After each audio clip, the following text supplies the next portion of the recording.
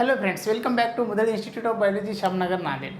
Friends, मैं बालाजी मुदल आप सभी का स्वागत करता हूं और आज हम एक नए टॉपिक के साथ आगे बढ़ने वाले हैं, जिस टॉपिक का नाम है रिप्रोडक्शन इन ऑर्गेनिज्म। फ्रेंड्स, आप सभी को पता है, इससे पहले हमने sexual reproduction in flowering plant, इसी तरह के कुछ टॉपिक एक्सप्लेन ऑलरेडी किए वाले। आज का जो हमारा टॉपिक है वो बहुत ही इंटरेस्टेड और महत्वपूर्ण टॉपिक है, जिस टॉपिक को एंट्रेंस एग्ज़ाम के लिए यानी कि नीट एग्ज़ाम, बोर्ड एग्ज़ाम और सीईटी एग्ज़ाम, इन सभी एग्ज़ाम में पूछा जाता है। तो इसी टॉपिक को आज हम कवर करते हुए आगे बढ़ेंगे। तो चलो आप और हम दोनों मिलकर इस टॉपिक की पढ़ाई करने वाले। तो स्टूडेंट्स, हमारा जो टॉपिक है उसका नाम है रिप्रोडक्शन इन ऑर्गेनिज्म। अभी सबसे पहले हमें पता होना चाहिए एक्चुअली रिप्रोडक्शन कंसेप्ट क्या है। रिप्रोडक्शन कंसेप्ट जब हमारे में समझ में आ जाएगी तब हम इस टॉपिक को आगे बढ़ा सकते हैं। तो आप सभी को पता है रिप्रोडक्शन एक ऐसी कैपेसिटी है जिस कैपेसिटी के अंदर ऑर्गेनिज्म खुद के जैसा यानी कि same kind of individual produce कर सकता है। Same kind of individual organism produce करता है तो उसी प्रोसेस को हम रिप्रोडक्शन कहते हैं। आज उसी रिप्रोडक्शन प्रोसेस के सामने जाकर आज हम इस टॉपिक की पढ़ाई करने वाले हैं। तो सबसे पहले यहाँ पर हम रिप्रोडक्शन की डेफिनेशन देखेंगे। एक्चुअली रिप्रोडक्शन किसे कहा जाता है वो भी हम यहाँ पर एक्सप्लेन करेंगे। तो हमें पता है reproduction is a process by which living organism produce offspring of their own kind. मतलब यहाँ पर क्या लिखे वाला है कि रिप्रोडक्शन एक प्रोसेस है। इस प्रोसेस में ऑर्गेनिज्म क्या कर सकता है, खुद के जैसा सेम काइंड का एक ऑफस्प्रिंग प्रोड्यूस कर सकता है। अब जब ऑर्गेनिज्म खुद के जैसा ऑफस्प्रिंग प्रोड्यूस कर रहा है तो उसी प्रोसेस को हम रिप्रोडक्शन कहते हैं। एक्चुअली रिप्रोडक्शन प्रोसेस हमें higher animals, higher organisms, lower animals और लोअर ऑर्गेनिज्म, इनमें डिफरेंट टाइप की दिखाई देती है। तो आज हम जो रिप्रोडक्शन प्रोसेस एक्सप्लेन करने वाले हैं वही प्रोसेस हम रिप्रोडक्शन इन ऑर्गेनिज्म यानी कि हम लोअर ऑर्गेनिज्म के बारे में ज़्यादातर सोचने वाले। उसी के बाद हम थोड़ा आगे चलेंगे। आगे चलने के बाद हमें रिप्रोडक्शन की डेफिनेशन वहाँ पर समझ में आई। एक्चुअली रिप्रोडक्शन किसे कहा जाता है वो भी हमारे समझ में आ गया। अब देखेंगे रिप्रोडक्शन एक ऐसी प्रोसेस है जिस प्रोसेस में organism same kind of individual produce कर सकता है तो उसे हम रिप्रोडक्शन कहते हैं। उसके बाद में रिप्रोडक्शन के इंपॉर्टेंट दो टाइप्स हैं। अभी इंपॉर्टेंट दो टाइप्स कौन से, उसी टाइप के ऊपर एग्जाम में क्वेश्चन आए वाले हैं और एग्जाम में क्वेश्चन वहाँ पर पूछे जा सकते हैं। तो रिप्रोडक्शन के इंपॉर्टेंट टू टाइप्स है, दो महत्वपूर्ण टाइप्स वहाँ पर हमें रिप्रोडक्शन के दिए वाले। उसमें से सबसे पहला जो टाइप्स है उसे हम एसेक्सुअल रिप्रोडक्शन कहते हैं। क्या कहते हैं? Asexual reproduction. जो दूसरा है उसे हम क्या कहते हैं? Sexual reproduction. क्या कहते हैं? Sexual reproduction. फिर इसी के ऊपर हमें एक समझ में आया कि reproduction are of two types. Means हम यहाँ पर लिख सकते हैं कि रिप्रोडक्शन के दो टाइप्स हैं। There are two main types of reproduction. कितने हैं? दो टाइप्स है, दो मेन टाइप्स वहाँ पर है रिप्रोडक्शन के। Main types of reproduction reproduction के दो टाइप्स है।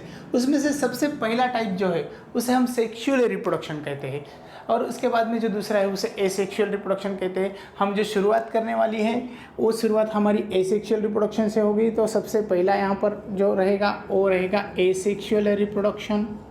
पहला है एसेक्सुअल रिप्रोडक्शन, ठीक है। उसके बाद जो दूसरा रहेगा उसे हम सेक्सुअल रिप्रोडक्शन कहेंगे। क्या कहेंगे? सेक्सुअल रिप्रोडक्शन,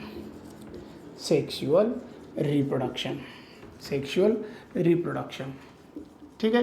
तो स्टूडेंट्स, यहाँ पे हमें दो कंसेप्ट समझ में आ गए। सबसे पहला रिप्रोडक्शन जिसे एसेक्सुअल कहा जाता है और जो दूसरा है उसे सेक्सुअल रिप्रोडक्शन कहा जाता है। लेकिन इस टाइप की शुरुआत करने से पहले हमें कुछ टर्म्स देखना पड़ेगा, जो टर्म्स हमें आगे चलकर बहुत ही इंपॉर्टेंस वहाँ पर दिखाने वाले हैं। उसी टर्म्स के माध्यम से हम हमारा टॉपिक कवर करने वाले।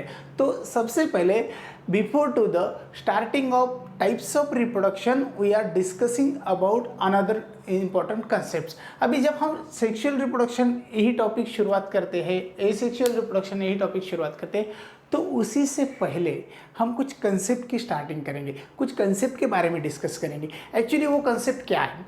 तो हम सभी को पता है रिप्रोडक्शन प्रोसेस में खुद के जैसा दूसरा ऑर्गेनिज्म प्रोड्यूस किया जा सकता है, खुद के जैसा ऑफस्प्रिंग प्रोड्यूस किया जा सकता है। वहाँ पर हमें पता है जो कुछ लिविंग ऑर्गेनिज्म है, टोटल लिविंग ऑर्गेनिज्म रिप्रोडक्शन के लिए एबल रहते हैं और खुद के जैसा ऑर्गेनिज्म प्रोड्यूस कर सकते हैं। तो उसी प्रोसेस के माध्यम से हमें पता चला कि रिप्रोडक्शन के 2 डिफरेंट प्रोसेस है, उसमें से पहला एसेक्सुअल है, दूसरा सेक्सुअल रिप्रोडक्शन है। लेकिन यही टाइप शुरुआत करने से पहले हम एक ऐसी कंसेप्ट लेने वाले हैं जिस कंसेप्ट में के ऊपर नीट एग्जाम में एक क्वेश्चन पूछा जा सकता है। जैसा कि वही कंसेप्ट आज हम यहाँ डिस्कस करेंगे, उसी कंसेप्ट को हम लाइफ स्पैन कहते हैं। क्या कहते हैं? Life span. तो यहाँ पर हमारा पहला पॉइंट रहेगा, पहली कंसेप्ट रह गई और पहली टर्म रहेंगी। टर्म्स के अंदर हम पहली टर्म एक्सप्लेन करेंगे जिस टर्म को कहा जाता है life span. Students, life span आप सभी को पता है लाइफ स्पैन को क्या कहा जाता है। लाइफ स्पैन बहुत ही इंटरेस्टेड पार्ट है और बहुत ही इंटरेस्टेड वहाँ पर कंसेप्ट है। एक्चुअली लाइफ स्पैन मीन्स क्या? किसी भी प्रकार का ऑर्गेनिज्म, किसी भी प्रकार का एनिमल और किसी भी प्रकार की लिविंग बॉडी वो एक बार बर्थ होने के बाद वो डेथ होने तक खुद की लाइफ प्रोसेस परफॉर्म करती है। लेकिन जब वो organism from birth to death इस ड्यूरेशन के अंदर खुद को आइडेंटिफाई करती है, उसके बाद में आइडेंटिफाई होने के बाद वो organism from birth to death जो टाइम पीरियड कवर करता है उसी टाइम पीरियड को हम लाइफ स्पैन कहते हैं। लेकिन हम यहाँ पर लाइफ स्पैन की डेफिनेशन बता सकते हैं। लाइफ स्पैन की डेफिनेशन क्या है? एक आसान भाषा में हम यहाँ पर डेफिनेशन लाइफ स्पैन की वहाँ पर बता सकते हैं। जैसे कि life span it is the time period from birth to death. इतनी आसान है। Life span is a time period from birth to death. इसमें कुछ हार्ड ऐसा नहीं है। हमें पता है लाइफ स्पैन क्या है। लाइफ स्पैन एक टाइम पीरियड है वो फ्रॉम बर्थ टू डेथ तक। लेकिन यहाँ पर होने वाले डेथ कैसे होना चाहिए? नेचुरल होना चाहिए। नेचुरल डेथ वहाँ पर कंसिडर की जा सकती है और उसी को हम लाइफ स्पैन कहते हैं। लाइफ स्पैन में हम बता सकते हैं life span it is a time period from birth to death of an organism.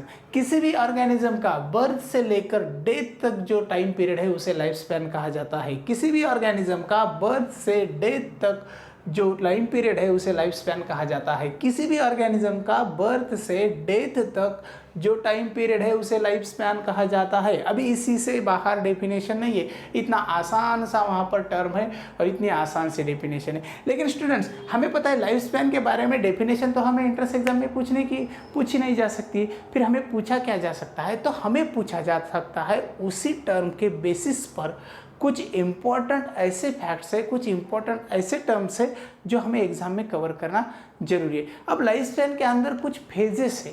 Actually phases means कुछ वहाँ पर लाइफ स्पैन के अंदर आने वाले कुछ स्टेजेस है। जैसे कि पहली स्टेज और पहली फेज हम बता सकते हैं। लाइफ स्पैन की जो स्टार्टिंग होती है वही स्टेज से होती है, वही फेज से होती है। उसमें से पहली फेज जो है उसे हम बर्थ कहते हैं। मीन्स वहाँ पर पहली फेज है उसे बर्थ कहते हैं। क्या कहते हैं? बर्थ। लाइफ स्पैन की पहली फेज कौन सी है? बर्थ है। उसके बाद में लाइफ स्पैन की दूसरी फेज है जिसे हम जीवेनाइल फेज कहते हैं। क्या कहते हैं? जीवेनाइल फेज। हमें सेकंड पता चलना, वहाँ पर लिखना है लाइफ स्पैन की दूसरी फेज जिसे हम जुवेनाइल फेज कहते हैं। क्या कहते हैं? Juvenile phase. उसके बाद में तीसरी और मोस्ट इम्पॉर्टेंट फेज है उसे हम रिप्रोडक्शन फेज कहते हैं। रिप्रोडक्शन यानी कि रिप्रोडक्टिव फेज है ये।